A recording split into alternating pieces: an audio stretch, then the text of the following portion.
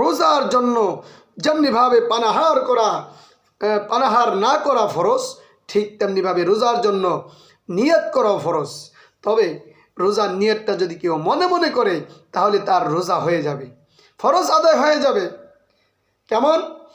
যে আমি এভাবে নিয়ত করলাম, আর যে আমি আল্লাহর ওয়াস্তে রমজান মাসে রোজা নিয়ত করলাম, রমজানের রোজা হয়ে যাবে। আর মুখে যদি উচ্চারণ করে সেটা সুন্নাত আদায় হবে। বুঝতে পারলেন? সুতরাং রমজান মাসের রোজার জন্য নিয়ত সেটা মুখে বলা জরুরি না, মনে মনে বললেও রোজা হয়ে যাবে। আর যদি মনে মনেও না বলে, যে সেহরির সময় উঠছে এই না খেয়ে থাকি, রোজা মন চাইলে রাখলাম, না মন চাইলে নাই, তাহলে কিন্তু রোজা হবে না। তো সেহরি খাওয়াটা রোজা রাখার জন্য হতে হবে, তাহলে রমজানের রোজা আদায় হয়ে যাবে। বুঝতে পারছেন? তাহলে আমরা বুঝলাম নিয়ত করার জন্য আরবি নিয়ত করা শর্ত না।